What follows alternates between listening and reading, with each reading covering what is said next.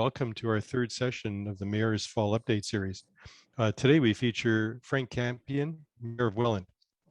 We know that many members have questions regarding what's happening within our communities, and we certainly look forward to Mayor Campion's insight into what's happening within his community.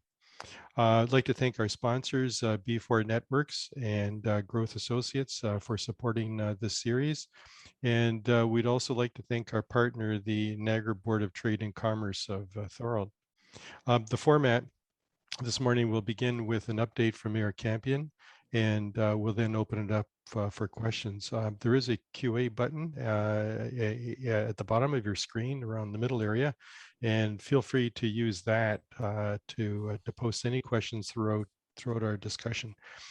If we aren't able to address your question and we don't have time, we'll make every effort to get back to you with some answers afterwards. So please feel free to put your questions down. I'd like to pass the floor on to Mayor Campion right now, and Mayor Campion, look forward to our chat. So the floor is yours. I'm supposed to say that, Vern, as the mayor. That hasn't happened to me for a long time. Thanks, Vern, and thanks to the chamber for once again, giving mayors and others opportunities to talk to the people in business community about what's going on in our municipalities. And I think it's really important because very limited as to how we can communicate through different platforms, and this is certainly a great one for us to be able to participate in. And I appreciate the fact that you're recording it so that people who aren't able to join in now at least will have an opportunity to be able to hear what's been said by all the mayors and other people throughout the region. So I do appreciate the opportunity, and you didn't give me a format, which is a good thing. So I'll be kind of talking about a variety of different things that I kind of pieced together from various bits of information. One of the things I guess we'll start off with, we're hopefully, and it looks like we're starting to get out of the COVID-19 pandemic. We're not out of the woods yet, and we're certainly, have to be vigilant and follow the rules. And of course, encouraging everyone to get vaccinated. It's our best hope for a full recovery back to normal. So, but as we start to exit it, we're kind of looking back over the last year and a half to 2 years, seeing what's been going on in our municipality, the city of Welland, and it's been busy.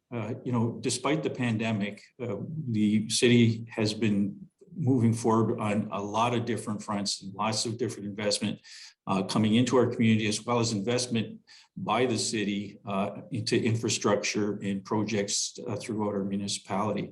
So nothing has stopped. It's been delivered differently. And certainly our meetings are different, but the business of the corporation of the city of Welland has continued and has been quite successful. One of the things that I thought was interesting, I just asked for this information yesterday because it popped into my head. I really don't like using statistics, but I'm going to use a couple of statistics here, but I'm going to put them into context so that people can understand why I'm bringing them forward.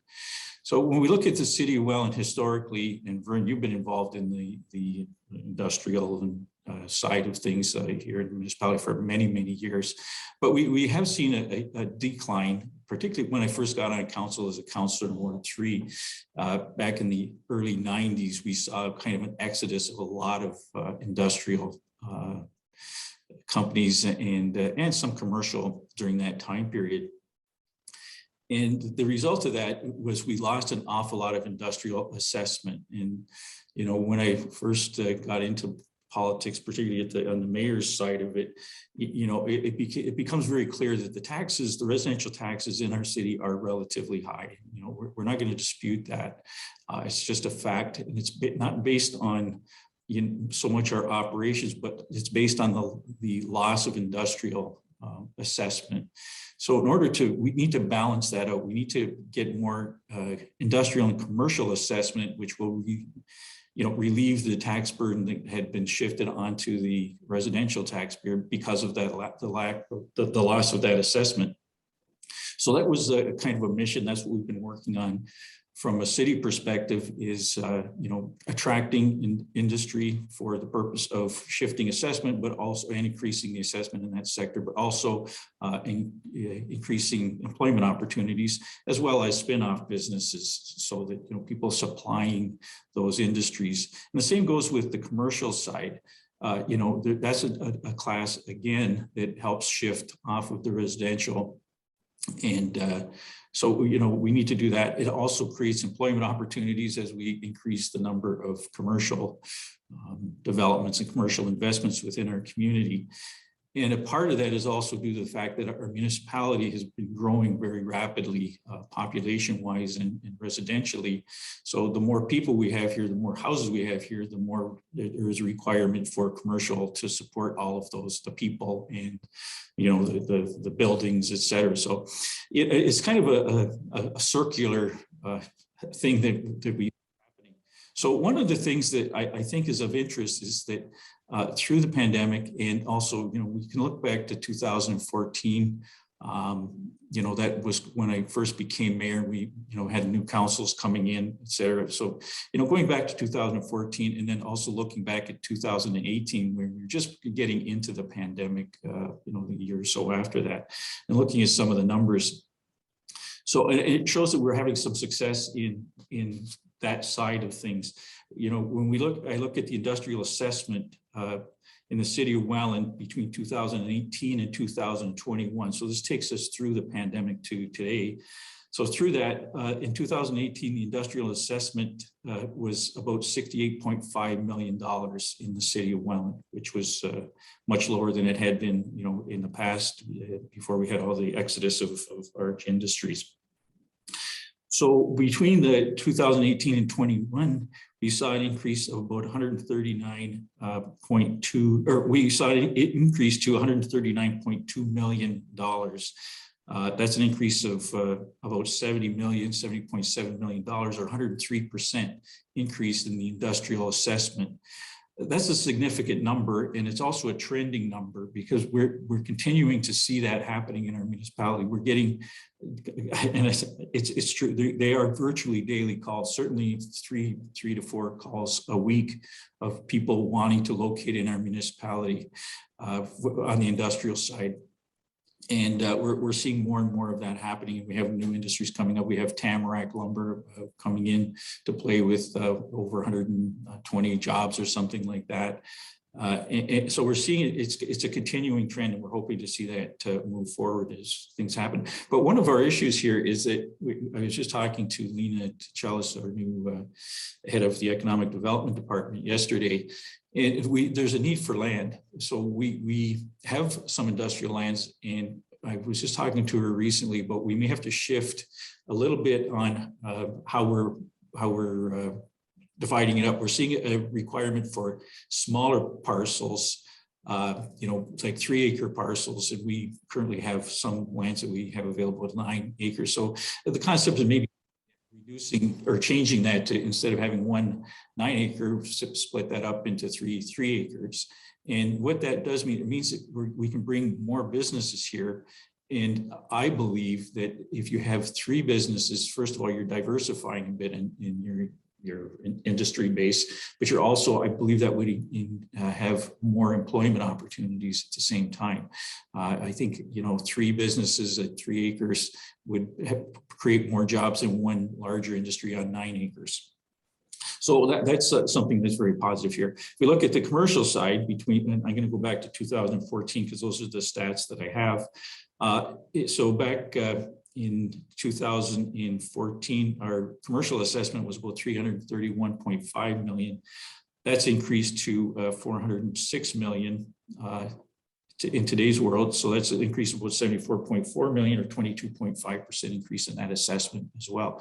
So those are the 2 sectors that I'm keenly interested in, because they will allow us to, number one, employment opportunities, but also allow us to shift some of the burden off of the residential and balance it out a bit. So I think that's our future is there. That's what we need to do, is enable to take control of the taxes and make sure that there's not an imbalance there. We're trying to balance that out. The result of that is also there is increased demand for employers or for employees. And I'm sure the chamber is hearing this on a daily basis as well. You know, we have all of these things happening, and it's increased the demand for employment. And you know, I think if you're, you know, kind of running around in the coffee shops or something, I hear it a lot, you know, well, there's no jobs in Welland, you know, there are no good paying jobs in Welland. The fact is that there are. You just have to look for them. You know, if you go to any of our employment agencies here, you'll see lists of multiple jobs, and a lot of them are fairly good paying jobs, and a lot of part-time jobs. So the opportunity is there, and I would urge people, if you are looking for jobs, take a serious look and, you know, go to an employment agency and find out what's available, because they're there. And we need them because we need to be able to support the businesses. The businesses need these people to be there. The last statistic I'll give you, Vern, is just, and everybody that's listening, is the overall assessment for the city of Welland. So it's a matter of growth, how, you know, how much we're growing, and how much the economy is growing at the same time. So I have to read this, so apologize for putting my head down here, but between 2021 and 2014, there's been a 27.51% increase in overall assessment. So that's putting all of the residential, et cetera, into it. And so it's risen from roughly $3.9 billion to just about $5 billion. So it's a substantial increase of about 27.51%. So it's a matter of growth. And when we look at the residential side, you know, that happens on its own. So it's market driven, it's price driven, it's just happening. It's a thing that happens in Ontario in particular, where we see this growth and it's coming into our area. There's great points to it, and there are also negative points to it. You know, it's certainly increased the cost of housing here, and we're working to try to make that a little bit more workable. We are working on more affordability within our community, which happens through increased density, which also has its own problems, but providing different type of housing opportunities. So that's just kind of in a nutshell, the kind of the state of what the city of Welland looks like right now as far as growth and throughout all sectors. And it's I think, very substantial. And as I say, we're working hard, and I'm actually working on different ways that we can address some of the issues, some of the negative issues that are associated with this growth. So we're trying to mitigate a lot of problems that can occur in existing stable neighborhoods, and be working on some policies with regards to that. So that's in a nutshell where we're at. And Vern, you're going to have to be waving your hands when I'm going overtime, or you want me to stop talking? Oh, no, it's great. Go ahead. This is fantastic. Amazing information. I can go on forever, but I'm going to try to highlight some of the major things that are involved in what I just talked about.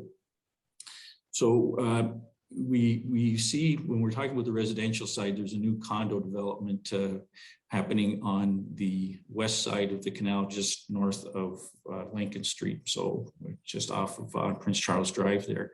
And it's going to be a 226 unit, 5-story, 2-tower kind of luxury condo. So when we say luxury condo, it's something that's new to our area. It provides a higher level, I suppose, of housing. And, you know, people say, well, what about the affordable housing part of it? The municipality, in order to be a vibrant municipality, has to have all types of housing associated, so people have options. And so this one certainly addresses the issue of affordable housing, but it also provides an opportunity for people who wish to move into the area or want to sell their houses and move somewhere else. So it gives them that opportunity. It's amazingly, it's sold out. And they just put the shovel in the ground a couple of days ago. So, you know, that's something that's happening there. It's an example of Welland turning into a waterfront community. I think I've mentioned that before, but we really are evolving into a waterfront community, because we have this beautiful stretch of waterway that runs right down the middle of our municipality from north to south. It's a tremendous opportunity. So, you know, we have the other associated with the apartments that are built right beside our wellness center. I'm going to be having a look at that a little bit later today. Going inside, they're pretty much ready for occupancy, and they're certainly selling, getting all kinds of people in there. So these are waterfront features that will make a difference for our community. And so we're looking forward to that type of development. And when we kind of talk about that, we look at the Empire development that's happening down in the Dane City area. Same thing, they're between two waterways. They're between the working canal and the recreational canal. So there are kind of two waterfront features on that particular property, or those properties. And that's a very, very large development, which I've already talked about, but I wanted to sort of give a update on what's going on there. So in our negotiations with Empire, they're paying for the balance of a bridge to replace the Forks Road Bridge, which will be, I believe we'll be starting that in 2022. It's expected to be finished sometime in 2024. So that's moving along fairly quickly, and we're moving along as fast as we can. They've also agreed to improve some pathways, kind of linking that to the other side of near the Flatwater Center, where they've also committed to, and actually it's constructed and getting close to completion, multi-court sports facility just back up behind the Flatwater Center, up the hill a little bit. And if you take a drive out there, you'll see it's getting close to completion with all sorts of different types of court things and accessibility courts for all fully accessible. And then behind that, so going further west, but right behind that is the location of the NB distilleries, which are located now in town. They're operating out of Dart Drive facility just temporarily while they get their structure completed. So, those are all kind of waterfront developments that they're just utilizing those things. And we're really pleased to have NB Distilleries here, and they're great community partners, and you'll see if you go out there, and particularly after they get built up, but they're dedicated to the city of Welland. So they've introduced a fairly new gin. It's called Rose City Gin. I don't know if anybody's a gin drinker, but it's worth a shot, I guess. They've also introduced a whiskey, Bridge 13 whiskey. So, they're actually promoting our city while at the same time, producing products that'll be sold all over the place. So glad to have them here. And, another development that we're happy to see completed is the Holiday Inn out behind the Walmart, properties out there. Fantastic. It's something that we really, really need in our municipality, and the investors agreed with that and said there is a need here. It's a fantastic location on the highway, and as we see increases in business here, so the more business you have, the more travelers you have coming to either meet with these folks or head offices are coming. We had a meeting with Valbruna representatives who now own everybody from Welland that's been here for more than 40 years. We would classify as the Atlas Steels properties, but Valbruna has is putting a lot of money into that facility. We met with them about 3 or 4 weeks ago. Great people, again, very community oriented. But there's an example of, they're international owners. They have to come down here. They'll be sending other people down. We need hotels to support our business, and I'm glad we're able to have people come to Welland and stay in Welland as opposed to having meetings in Welland and staying in Niagara Falls, or nothing against Niagara Falls or St. Catharines, but if they're coming here, we want to be able to accommodate them here. So that's a very positive thing. Just sort of skipping over on the alcohol side here, we also have a new business, winemaking business at the Fitch Street Plaza, Vin Bon. I was over there doing a little opening ceremony. They've got a fantastic facility there. And again, it's another thing that will, as our population grows, more demand for this type of service. And talking about the industrial developments or commercial developments back on the commercial side, if you take a drive down North Niagara Street, you just see there's just business after business that's located, opened up there in the last year and a half, and they continue to open. You've got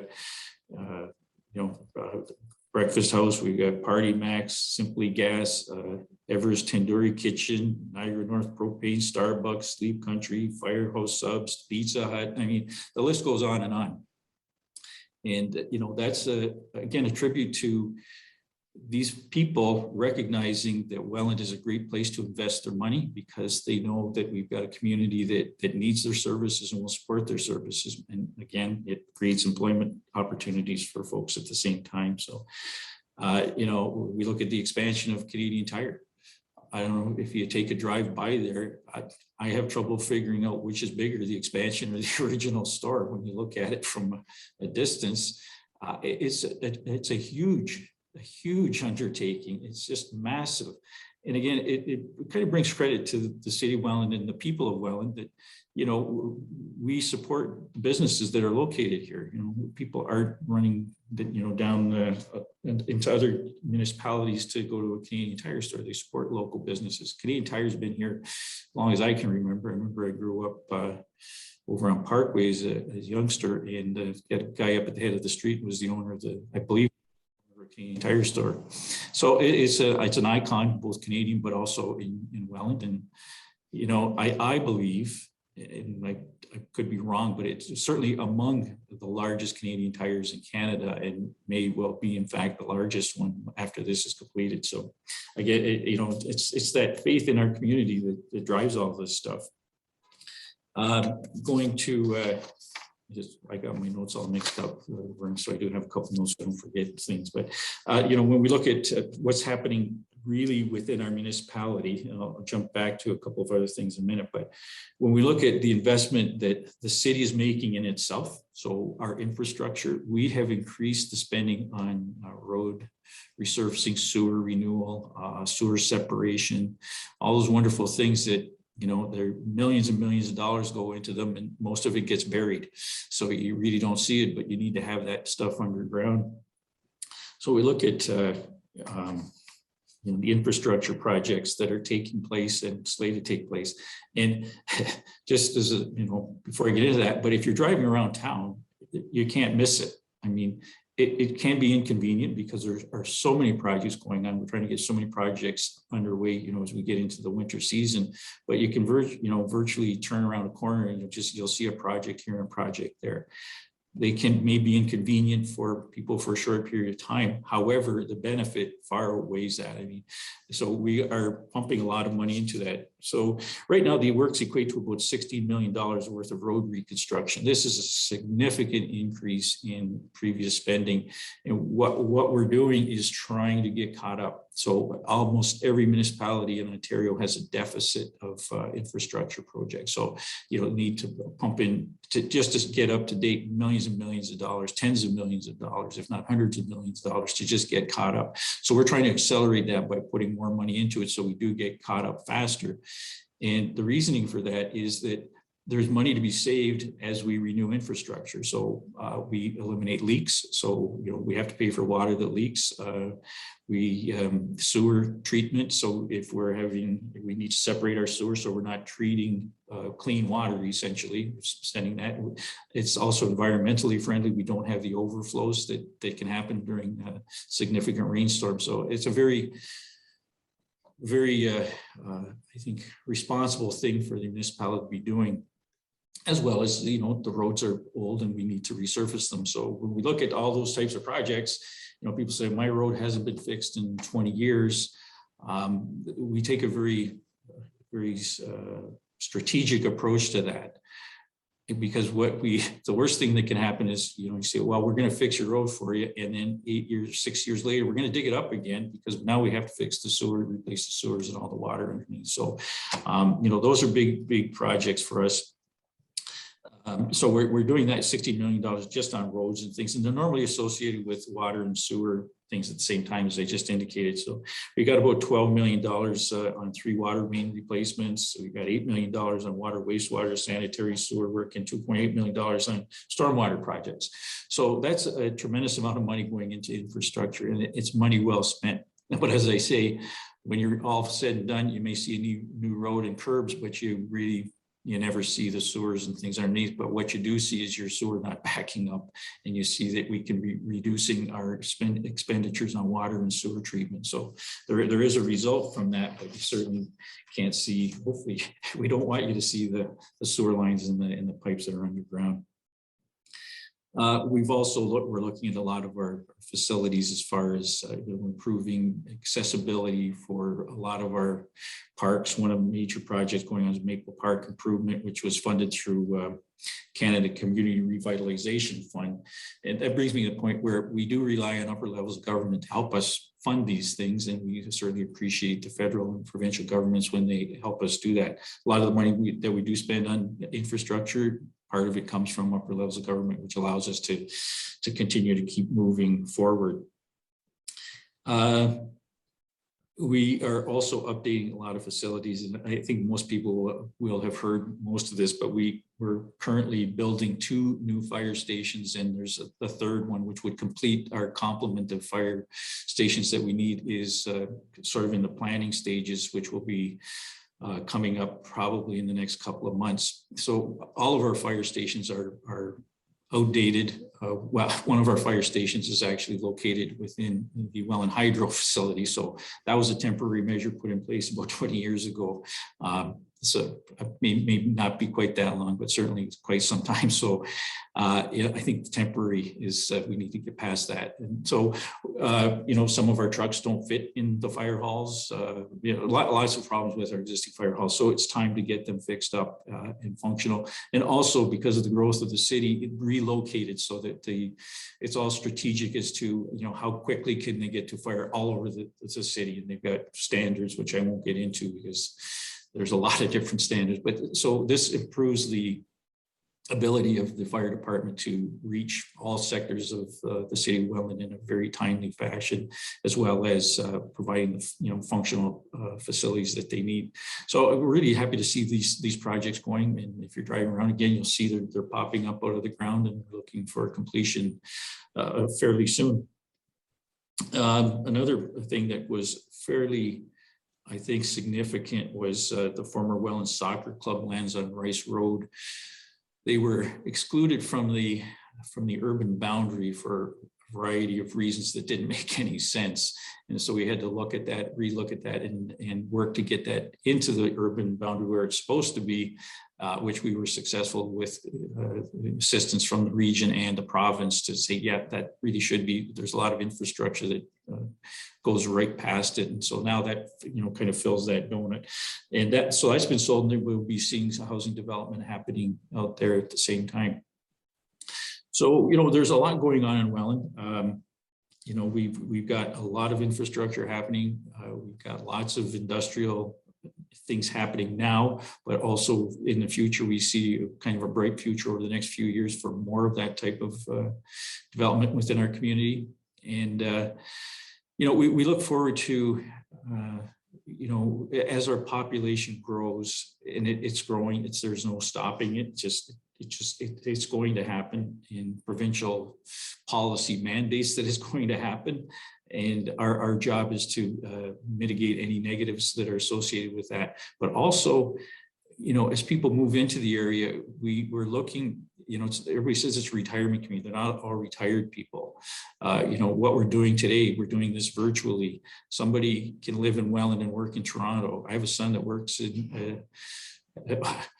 for a company owned by a company in Toronto, and he's working out of Montreal, and he's reporting to Boston. So, you don't have to live where you work. And that's the reality of where we're at today. And it's been accelerated by COVID. So we're seeing more and more people coming into our community that may have to go into Toronto once or twice a week or not at all, and working remotely. But we also need these people to come down and take some of the jobs that are available to them. And that's something that we're contemplating promoting. Before it was, come to Welland because, you can save a lot of money, or come to Welland for this. We're at a point where come to Welland because you get a job here. And that's a bit of a change from past practice. We're attracting businesses to come here. Now we need to get people to support those businesses by working in them. So we're taking on a whole new kind of look at things. And maybe I'll finish off with just saying that, as we move forward with all of these things, so we're successful commercially, we're successful industrially, we're successful residentially. My focus, and I think the focus of council and certainly staff, is, you're seeing we're spending more money and more time and contemplating and looking at what can people do when they get here, or what can people do who live here. So we're trying to add more features, cultural features, recreational opportunities, things that will keep people here, keep people that live here, stay here and enjoy your own municipality, and attracting other people to come down. And certainly sports is a big part of it. We've got our boat rental facilities now located at we classify as the Lincoln Street docks, but it's going to be renamed, or is renamed. So there's a lot of opportunities to enjoy out there. I go for my Wednesday walk at 8 o'clock on Wednesday mornings, and I run into all kinds of people out on Merritt Island. So there are so many things for people to do. When people come to our community and locate here, a lot of them come in and talk to me or email me. They're just amazed at all of the opportunities that they have to enjoy the community. So we want to provide more of that. And so that's kind of where we're at, Vern, and everyone else listening. That's what's going on here, and certainly happy to answer any questions. Mayor Campion, that's that's an amazing story. In fact, I think you're a little bit modest in terms of all these fantastic claims, because Welland's probably unique in terms of its ability per capita to attract industrial buildings and companies, I would think, and we probably are up there with some of the best in Ontario, if not the best in Ontario. Would you agree with that, or is that the case? Yeah, I would. Yeah. I'm so modest, Vern, that I, don't want to brag, but no, the city of Welland, I can be on behalf of the city of Welland. So yeah, we're up there, certainly national, international economic development. You'll see that our former director of economic development, Dan DeGazy, was awarded top 10 in Ontario for economic development. And that speaks volumes about Dan himself, but also the team behind him. And we are recognized for our development team here, which consists of a lot of different departments. So when somebody comes in here, they are quite surprised at the reception they get. Usually I'll come in and introduce myself and say hi, and surprisingly to me, they say, wow, the mayor's coming to see us. And I said, well, yeah, of course I am. But and then they get down dealing with the team, and the team is there to help them get started. So it happens very early on. We explain what our incentive programs are, which are very important to our success, but also the team takes everything in and says, here are the issues you might have, and here are the solutions to those issues. It's not, here are the issues, go try to figure it out. It's, here's what we need to do to move this forward. As I say all the time, we hate to say no, but if we do say no, we say no, but. So there's an option, not just no and see you later. And we guide them through the whole process. We advocate for them at the provincial level, which they really appreciate. If we have an issue with the MTO, which is a typical one in the development, the industrial development, we'll go to Toronto, or we'll get online and we'll go to the MTO, we'll talk to the minister and the staff over there to resolve these issues. So it's a great thing. And so we do have the ability through that team effort to get people in the ground fast. And that's probably one of our big sales features. When people come down here, there are all kinds of sales features, but when somebody's made a decision, yes, we want to locate our facility here. We've got Kit Steel, who's located here, a newish company. When they decide they want to start operating like tomorrow, so they want to get the money, get in the ground, get it built, because they need to start getting the investment back, right? They put all the money up front, and now they need to be able to operate so that they can make money. So the old saying, time is money, is a reality for anybody that's building anything.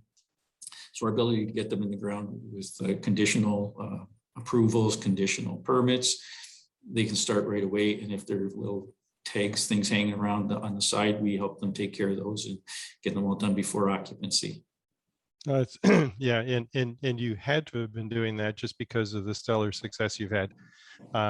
So that's just the behind the curtains way that you're doing it, and it's fantastic. The other thing I think you're somewhat modest on is the statistics you've given in terms of assessment values, residential population growth, in industrial investments.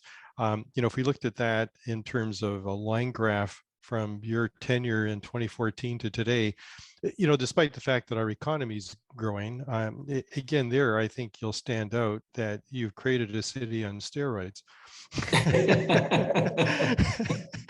So really, I think your tenure has been fantastic in that regard. So congratulations on that, because it took stable leadership in order for that to happen. You never give credit to those that have problems and do it silently, and in some ways that's what you've done.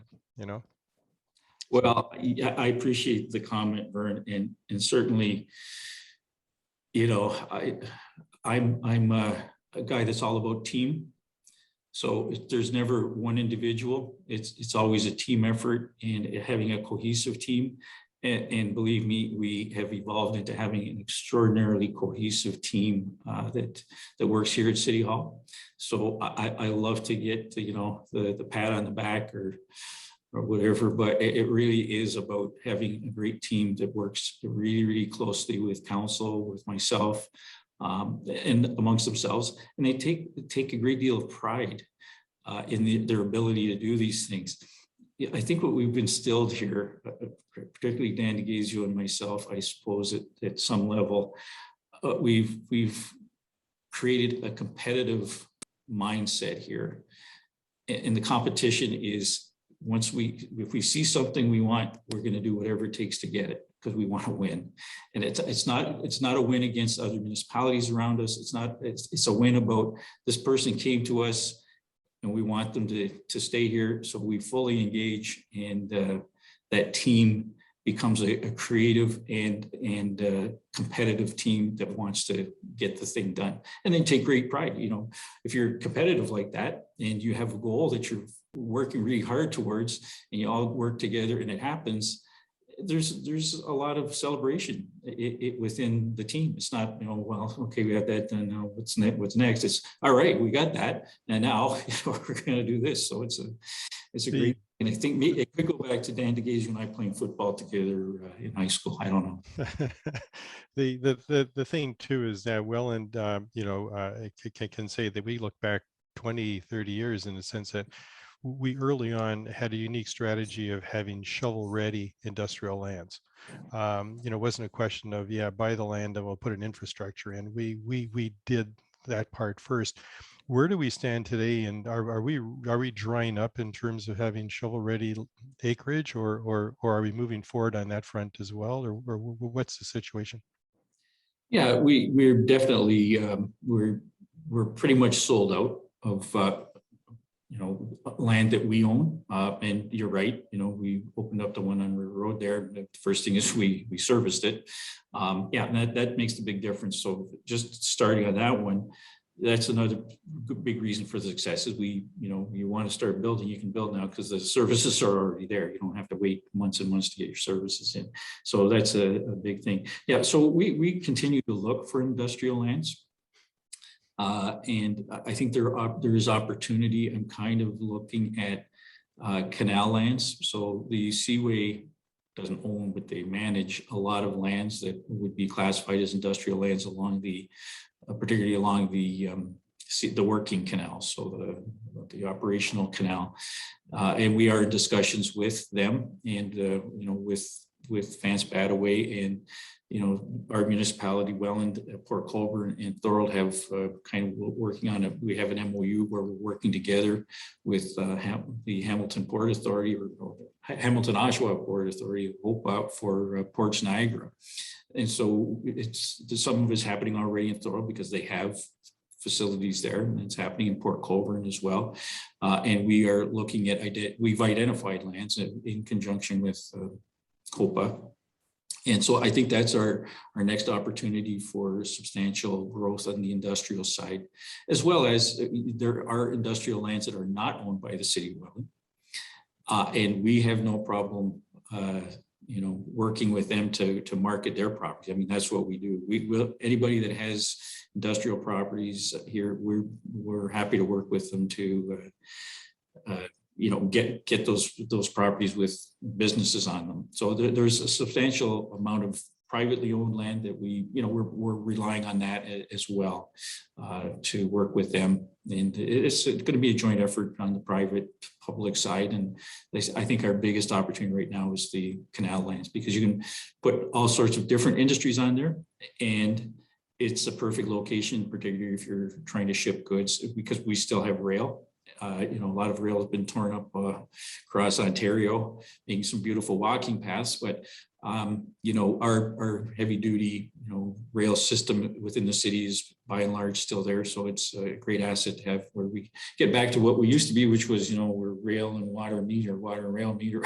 We're back to the future there with utilizing those assets. That's awesome. You touched upon, attracting people from outside of the area and having them start working here and so forth. Is there anything we can do to stand out to help in skills attraction to Welland? I know we can create a lovely community, but is there something beyond that you think we could take on, because there's so many manufacturing operations, industrial operations, and even commercial that are just desperate for workers, and there doesn't look like there's going to be any light at the end of the tunnel at this point in time because of the demographic boom of retirements and the lack of skills, welders, machine tool operators, and so on and so forth. What can we do to make sure that if a factory comes here, that they've got somebody to run the equipment? Well, I think we all have a kind of not a responsibility, but I think we all should be working together on that. Certainly there's a big part for the chamber to play, as well as our employment company who are members of your organization as well, but also partnering with Niagara College and Brock. I've had some conversations with Niagara, and they're great because they have the ability to be very flexible in their programming. So when GM or GE, which turned into INEO, came here, they were training employees how to operate certain types of equipment. And I think we can attract people to those jobs through course offerings at our post-secondary institutions, and even in our secondary institutions, where I think we work it backwards. We say, they need these types of employees. Let's go to the colleges or in the high school and say, you need to provide this programming. And then we attract those people to take those programs, because they can step out of those after they finish their course. They can step out and then walk into a job. And I think that's one of the things where the chamber, city, employments, people, and particularly the college, I think that's one of our best strategies to move forward, but also just keeping people informed that, these jobs are there. I think maybe some people either give up or maybe they're not really looking for a job, but, I think we need to support these businesses and promote them. So, from my perspective, I was just talking to a fellow that is, running a business yesterday, and he said, I need some help with that. So I think that's what happens is when, you hear about it, like you hear about it, just like we do, I refer them to the employment companies, businesses that we have here, as well as Niagara College. And I offer, we will promote your business. We'll put that on our website. You need a job? Here's one, or here's two. And I really like to, I think maybe we could get together. So we'll have that chat with the chamber. I think collectively, if we can actually work with the employment folks and say, on our website, your website, either create the link, but here are the jobs. I don't want to say, you got 685 jobs available in this sector. Here are the jobs. Here's how much they pay, and here's how you apply for them. Nice. Going into a macroeconomic level and small businesses and so forth, you've done a great job waiving business licenses and putting together permits for temporary patios and so forth. Do you see any kind of continuation of certainly the seasonal patio issue post-COVID, or what's the story on that? Well, that's a good question, Vern. I've been trying to do that for years prior to the COVID. And it was like jumping through hoops, trying to get it done, trying to get everybody together from, a regional, a lot of our roads are regional. So from a regional perspective, from a city perspective, it seemed to just drag. I thought we were getting there about 4 years ago. We had some stuff put in place here in Welland, and then it really became very difficult. And then pandemic comes, but guess what? We all figured it out pretty quick. So I think necessity is the mother of invention, right? Yeah, So my hope is that they do continue, because I like to sit outside and eat on the patio. I mean, who doesn't if the weather's nice? So I'm hoping that does continue. I would certainly support it and make it as easy as possible. The system's there now. Right? We don't have to reinvent anything. We know how to do it. Exactly. Yeah, and we know the results as well. So there aren't any unknowns there. Yeah, and sorry, just on that as well, Vern, I think the other part of that is that it does increase the capacity of the restaurants. So they have an inside capacity, they would have an additional outside capacity to some degree. I mean, they still have to have washrooms and stuff like that. So, and awesome. I might add as well, putting in a plug that, restaurants can have people inside now, and they can have 100% capacity. And all you need is your vaccine passport, or wherever we call it, proof of vaccination. And we need the restaurants to be compliant. And same with gyms. You can go in. I'm urging people, go in. You've forgotten what it's like to go and eat in a restaurant. I went out and it's great. Everything's there you want. People bring stuff to you. So I encourage people to please support their restaurants who've been fighting hard through this pandemic, and they've had the most restrictions placed on them as far as I'm concerned. Now they can operate. Let's get back and go into the restaurant. Sorry. Awesome. Awesome. Let's have a glass of wine from Niagara as well with that, right? Or that's right. Or a Rose City. Have a shot of Rose City gin. That's right. That's right. One thing that I quickly glanced over were headlines that talked about, and it's a bit of a tough one here, an integrated transit system for Niagara, and Welland being the only council that voted against it. I think, I'm not sure, but can you enlighten us on what the dynamics were of that and what Welland's position was? Sure. Yeah, for sure. I'm glad you brought that up. So we haven't voted against regional transit, and I think for whatever reasons, the way it's all being sort of spun out into the press, etc. The fact is, we are right now providing intermunicipal transit. We're doing it. We're participating in it. We're one of the 3 big players in the whole thing. So it's not true that we are not providing intermunicipal transit. We are.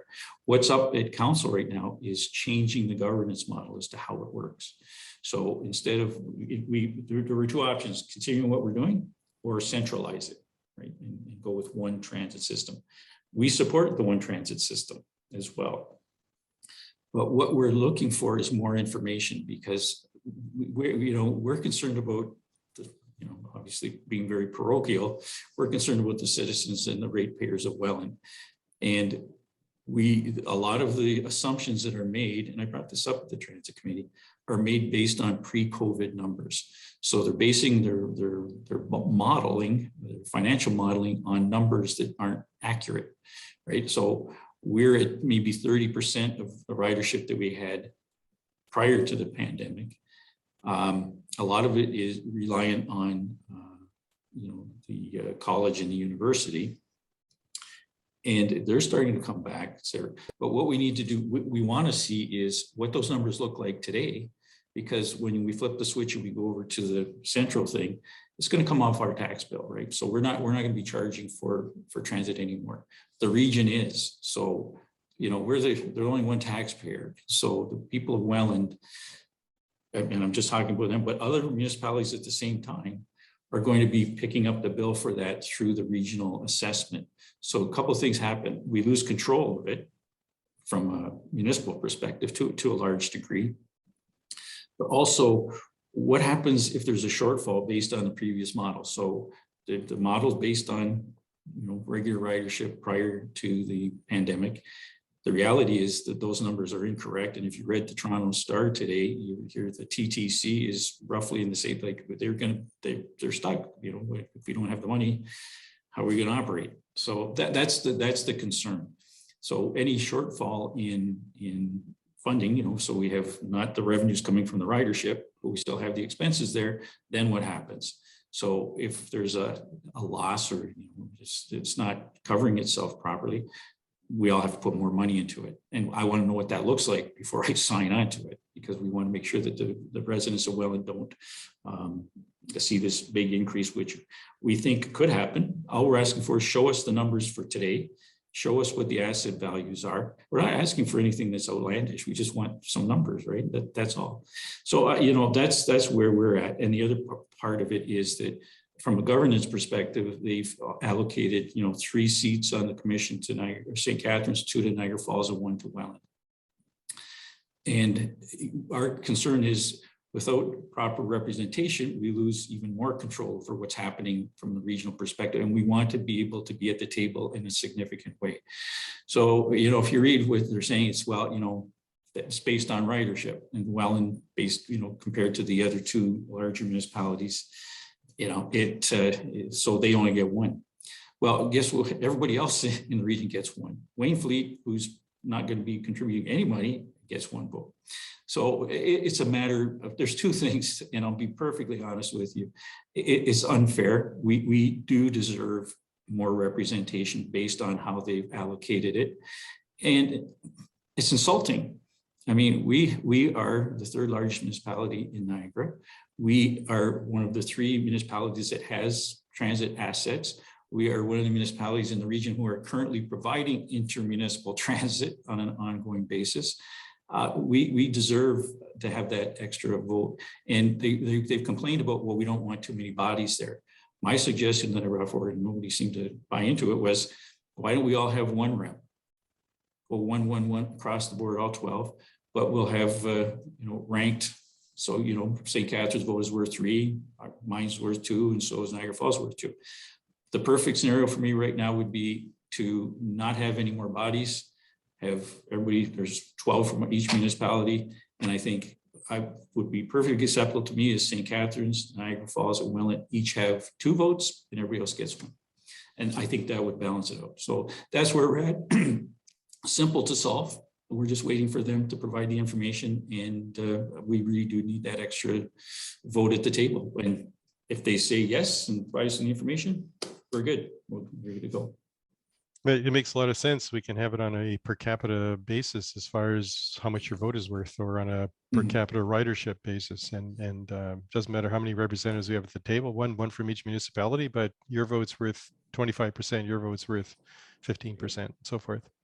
Yeah, that makes sense. So we're definitely not against it. We're just, and we're not even trying to hold it up. If they could provide us with the information 2 weeks from now, we should be ready to go. So it's basically in their hands right now to provide us with what we're asking. Cool. It's always the situation that answer is in the bottom paragraph of the article, right? If at all. And I certainly don't want to be adversarial about this. I just, this City of Welland wants, and that makes sense. Makes a lot of sense. Residents. Yeah. Any insight in terms of the 2022 budget, in terms of what we can expect to see, or anything you can talk about at this point? Yeah, for sure. So we've begun our budget deliberations, and so our base budget is going to come in at 0. So that's our operational budget. So providing exactly the same services that we've provided in the past. So no changes, reductions, etc. We will start off at 0.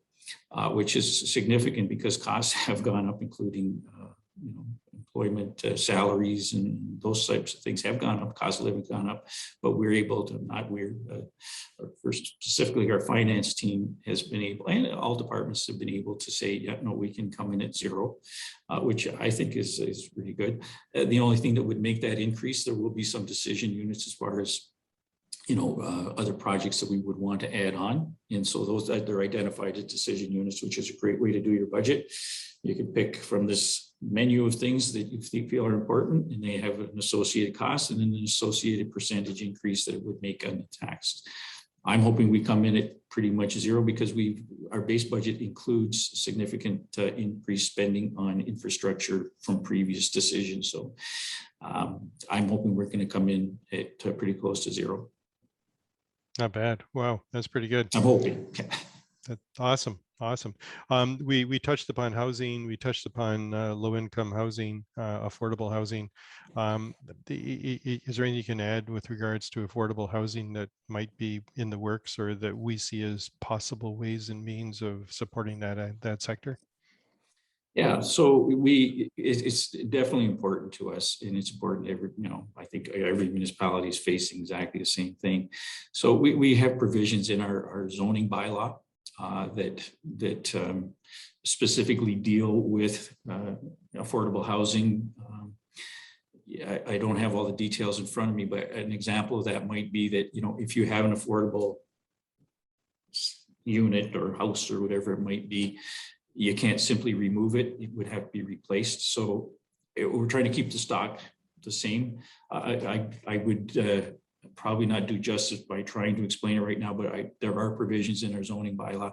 We're coming up with a regularly scheduled 5 or 6 year renewal of our official plan. So there will be items in the official plan as well as the regional official plans coming forward. So yeah, we're doing that. There is a development. I don't think I can talk about it just yet, but probably people know about it, but I won't say it. But there is a regional housing initiative. It's going to take place in Welland that we've been working on for quite some time. I'll let the region announce that when they're ready to. They may have kind of put some stuff out. So yeah, I think it's around 40 or 50 units. We do have incentive programs that we have here in Welland. We've got a building that's out near the hospital on King Street, which we supported. And I think if you put all the incentives together and you use federal and provincial monies and so on, so that unit is a fairly substantial unit, and it deals with that because they're all probably 90% 1-bedroom units, and that's where the demand is in the affordable housing sector right now. That's where there's a large demand and very little availability, and that will be similar to the new project that's coming into town. So yeah, we're working on it continually. I've got I think in 2 weeks we've got a group coming in. I think it's called the Accessibility Advisory Committee. They're not accessibility, the Affordability Advisory Committee. Anyway, we've asked a group of people to get together and brainstorm with some of our staff, and they're going to be coming back with a report on things that we can do. Again, I won't spoil their presentation, but I've read it, and there's some great ideas there. So we've gone to the extent where we've engaged community members and our staff to work together to come up with solutions to the affordability issue. So stay tuned. I think it's November 15th. It'll be coming, and you'll see it there. Nice, not bad. Well, that was a quick hour, but the hour's up, and quite frankly, it's been enlightening. It's been enjoyable, and it's also impressive. What you've done in your tenure and where Welland is today is fantastic. It really is. As a Chamber of Commerce representing Welland, we're very proud of it. And we look forward to a continued relationship with the city. Things we can collaborate on and work on together will be fantastic. And there's a lot we can do. So thank you so much, Mayor Campion, for your time this morning. It's very much appreciated, and great insight. And you're doing an impressive job. And I think we all want to say keep it up. So it's great to see it. Well, thanks, Vern, and I appreciate all the work that the Chamber does. It's fantastic organization, and certainly enjoy our partnerships and relationship there. And let's keep it moving, and maybe we'll work on some of those topics we just talked about today, how we can work to fill these employment gaps that we have here. So appreciate it. That's awesome. And thanks for giving me a platform to get my message out. Thank you very much. Thanks a lot. Our next session in the Mayor's Update series is next Tuesday, November 4th, and we'll be featuring Mayor Steele from the City of Port Colborne. So we'll hear some great things about Lake Erie at that point in time. You can register for the session right now on our website, so please do so. And also register for the next session of our Roads to Recovery series, which has been very enlightening and worth your time. I also encourage you to learn more about our Niagara gift cards. It's a digital platform that allows you to support local businesses, and it's an interesting concept and working well. Visit our website for any additional details. And thanks for joining us, and have a great day. And again, Mayor Campion, thanks a lot.